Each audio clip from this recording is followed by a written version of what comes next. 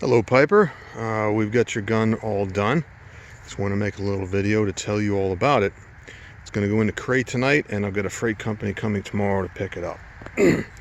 Obviously it's a M134 model chain gun, power drive. We've got power up, down, power rotation. In addition to that, we run that and we can run that with the remote control system, or we can run it with a manual control system. Now in addition to that, if you wanted to, you could separate the gun on the two bolts, and there is one underneath that we have to undo. We could use the secondary power cord and you could walk around with this if you have it hooked up to a 12-volt supply.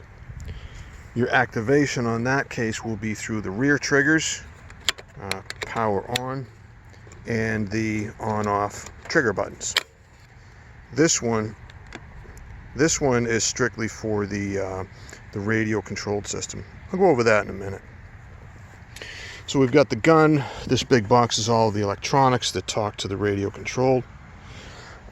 We've got primary power cord here. This of course plugs into the back of the electronics. We've got the manual control system here. This plugs into the front of the electronics. We're going to set that up in a minute. And this of course is the hand carry power cord. Plugs into the gun and plugs into whatever 12-volt DC power source you've got. We've got about 10 inches of ammunition. Of course, these are all drilled out. They are rendered scrap metal. But they are genuine brass and lead. To put those into the gun, point them in the right direction, and we're just going to find a little notch between the two rounds, and it just hooks on the hook just like that. What I like to do is go a little bit higher on this. I'll go about 5 rounds in. You don't want this down here to get dragged around. When the gun is in rotation, it might get jammed up in there. And that's going to hold it securely. If you want to take them out, just lift them out, nice and easy.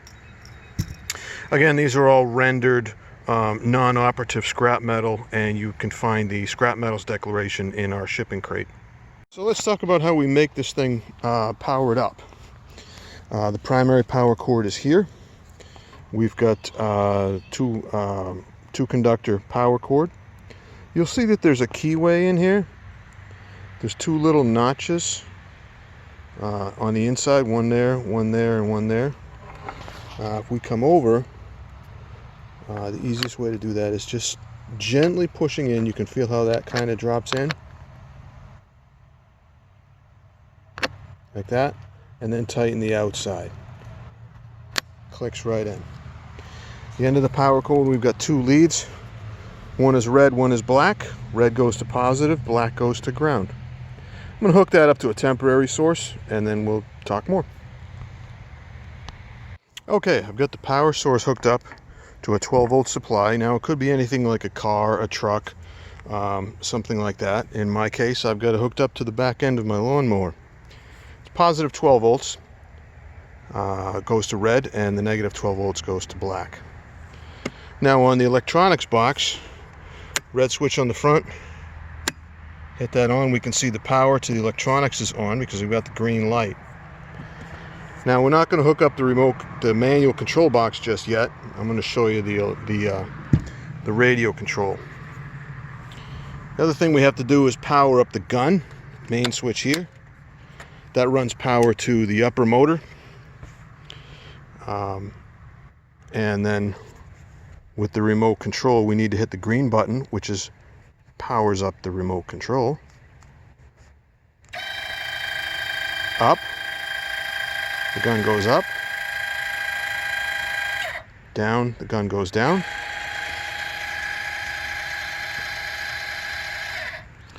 East and west are the rotations.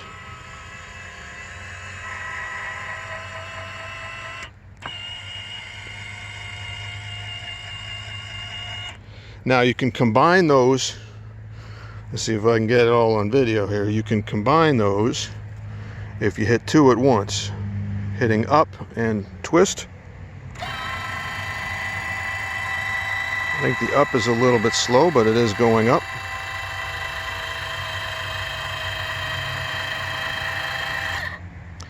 Left, let's just bring it left right now.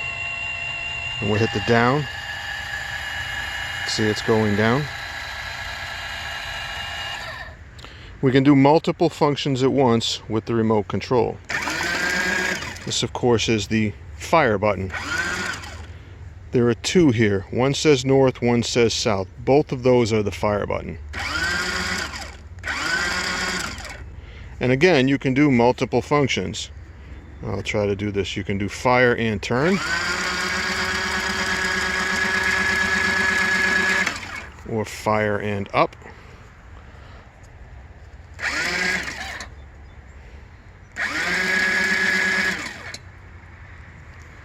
Can't get my fingers on it.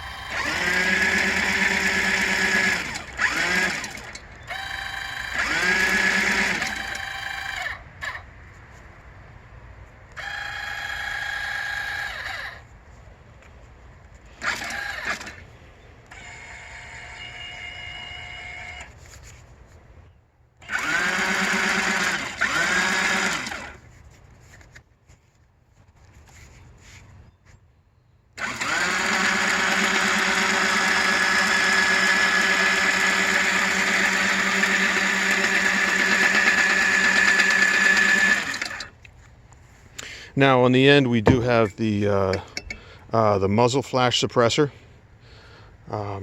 We do have the tips painted orange as required for all replica firearms that are non-firing. It is a requirement, federal law. You'll see a copy of that in the shipping documents. The radio control is going to allow you to run this about 300 feet away. Kind of depends on what structures are around you, that sort of thing. Kind of like a walkie-talkie from Radio Shack.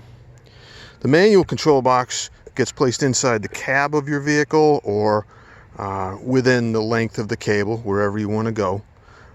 Joystick controlled, up, down, left, right. This is the fire button that allows you to fire the gun from inside the cab. But to fire from inside the cab, you have to engage the fire power. Get the green LED, I'll show you that in a second, and then push the button. Without that green LED, this push button is not going to work. Let me connect it up, I'll show you. Just like the power cable, there's a keyway in here, here, and down here, and it plugs right in underneath the power switch. Same thing as before. We're just going to kind of gently rotate it, wait for it to drop in. There it is, and then turn the outside lock. It clicks in position. So now we've got the control box connected. We've got up, down, left, and right.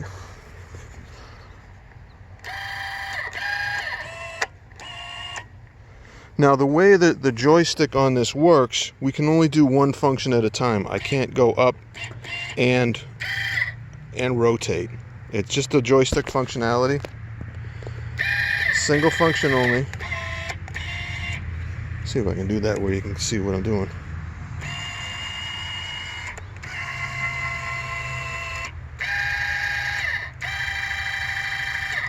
Now to fire, we need to flip up the switch and push the fire button. Right now it's not working. The LED comes on and we can fire.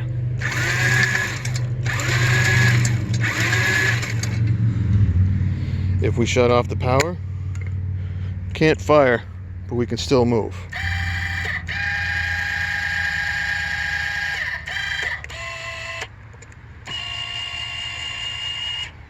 So between the two control systems, you've got the manual box inside the cab and you've got your radio control system. You can take that for a hike if you wanted. Now, one of the little things I want to tell you about this control box is this ridiculous thing they put on it right here, this little magnetic switch. If this magnetic switch comes up, it won't work. It's like a fail-safe for crane operators. That magnetic switch has to be in there. And you can see the words are key, K-E-Y, are plugged in right there. Without that, it's not going to work. Transmitter is serial number matched to the receiver inside the electronics box. So if you lose the transmitter, you'll have to send the electronics box back. I can replace the combination of two of them. Reference our return policy that's copied inside the shipping crate. If you're not satisfied with the whole thing, of course, we'll cover it under the 60-day warranty for a full return. Or if anything goes wrong over time, we do have a repair policy, and all the details are in the shipping crate. Now, this also has the ability, if we undo this screw, and there's one underneath right here. If we undo those, you can actually take the gun out. And if we use the hand-carried power cable, this plugs right into the side of the gun. That allows you about 12 feet of cable, where you could put this on your own mounting system if you wanted to put it on a boat, or heck, mount it on a helicopter. The way you would activate the trigger on that is through the back end. Again, the gun power has to be on. You'd see a green LED there, and you can use the push buttons. Now, because we're doing tool functions, we can do the hand carry, or we can do the radio control. There is this switch here. If you're in the radio control mode, the switch has to be down. And if you look real close in here, we stamped in the letter R for remote.